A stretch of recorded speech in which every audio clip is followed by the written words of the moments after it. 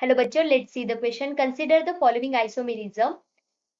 Consider the following isomerism: ionisation, hydrate isomerism, coordination isomerism, geometrical and optical isomerism. यहाँ पे 5 type के हमें isomerism बताए हैं और यहाँ पे हमें एक स्ट्रक्चर भी दिया है और हमें बताना है कि इस स्ट्रक्चर में कौन से टाइप के आइसोमेरिज्म प्रेजेंट है. ओके, तो फर्स्ट ऑफ ऑल इसका स्ट्रक्चर हम ड्रॉ करके देखते हैं. कैसे ड्रॉ करेंगे? पहले आ जाएगा क्रोमियम, उसके बाद NH3, Cl, उसके अपोजिट Cl, ये OH, यहाँ पे OH, इसके पूरे ब्रैकेट लाने के बाद यहाँ पे आ जाएगा -चार्ज. ये कैसा स्ट्रक्चर दिखाई दे रहा है? ये अपोजिट फॉर्म में है, मतलब ये है ट्रांस फॉर्म. और कैसे ड्रॉ कर सकते हैं? सिस फॉर्म में. कैसे? यहाँ पे क्रोमियम, उसके बाद यहाँ NH3, उसके पास NH3, यहाँ Cl, यहाँ Cl, इधर आ जाएगा OH, इधर आ जाएगा OH. अब ये क्या हो गया? Cis form. ये है सिस स्ट्रक्चर. ओके, ये हो गया इसके दो आइसोमर्स. अब ये ट्रांस एंड सिस कहाँ पे दिखाई देते हैं? हम ज्योमेट्रिकल आइसोमेरिज्म में दिखाई देते हैं. ज्योमेट्रिकल आइसोमेरिज्म मतलब जहाँ पे सिस एंड ट्रांस स्ट्रक्चर होता है प्रेजेंट. राइट है? इसका मतलब हमें पहले ही पता चल गया कि ये ज्योमेट्रिकल आइसोमर्स है.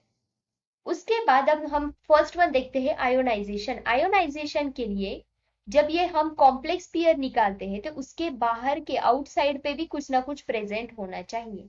पर हमें यहाँ पे दिखाई दे रहा है कि कोई भी ऐसा अनायन या कटायनिक फॉर्म में कुछ भी प्रेजेंट नहीं है. मतलब समझो हमने यहाँ लिया मेटल, यहाँ पे लिखा हुआ है कोई लिगैंड, तो इसके अपोजिट इसके बाहर भी कुछ ना कुछ लिखा होना चाहिए था जो अन्ना या क्या करेगा, इसको आयोनाइज करेगा, इस कॉम्प्लेक्स को आयोनाइज करेगा. ओके, पर ये आयोनाइज कर रहा है क्या? नहीं, क्योंकि ये Cl अंदर आ जाएगा और ये B और A में से किसी को बाहर निकाल देता.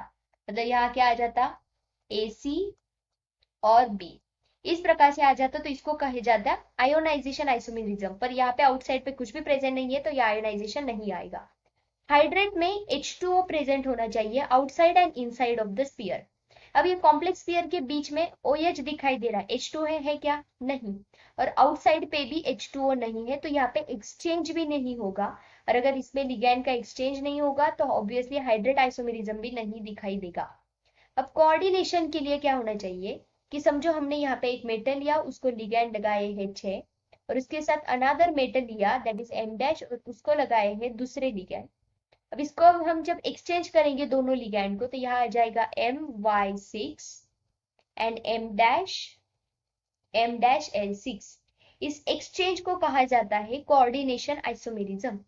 पर हमें यहाँ पे दिखाई देता है ऑब्वियसली दूसरा कोई भी मेटल प्रेजेंट नहीं है या कोई और लिगैंड प्रेजेंट नहीं है, तो ऑब्वियसली ये कोऑर्डिनेशन आइसोमेरिज्म भी नहीं दिखाएंगे. ओके, तो ये भी नहीं आएगा. ज्योमेट्रिकल तो पहले ही बोला गया है. और ऑप्टिकल देखते हैं. ऑप्टिकल आइसोमेरिज्म के लिए POS that is plane of symmetry and centre of symmetry absent होनी चाहिए. अगर ये एब्सेंट हो गया तो ऑब्वियसली ये ऑप्टिकल आइसोमेरिज्म दिखाएंगे, that is D and L isomers इसमें दिखाई देंगे. अब अगर ट्रांस को देखें तो यहाँ प्लेन अगर डाले समझो यहाँ से, ओके, तो यहाँ पे OH Cl OH दोनों रिफ्लेक्ट कर रहे हैं क्या? नहीं कर रहे हैं. राइट है? बट अगर यहाँ हम सेंटर ऑफ सिमेट्री को देखें, मतलब समझो इसको कंसिडर किया है सेंटर. ओके, तो इस सेंटर से इस साइड पे जाओ तो NH3, इस साइड जाओ तो NH3, इधर जाओ तो Cl, इस साइड जाओ तो Cl, इस साइड जाओ तो OH, इस साइड जाओ तो OH. इसका मतलब यहाँ पे COS प्रेजेंट है. यहाँ पे COS प्रेजेंट है. अगर यहाँ पे ऑब्वियसली COS प्रेजेंट है तो यहाँ D and L isomers absent रहेंगे, तो यहाँ पे D और L आएंगे नहीं. अगर सीस में देखें तो किसी भी प्रकार से यहाँ पे ना POS प्रेजेंट है और ना ही COS प्रेजेंट है, तो इसके वजह से यहाँ पे ऑप्टिकल आइसोमेरिज्म दिखाई देता है. तो ये ऑप्टिकल आइसोमर्स भी है. तो ऑप्शन कौन सा आएगा?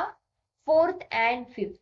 तो option D will be, that is 4th and 5th is final. I hope you understood. Thank you so much. All the best.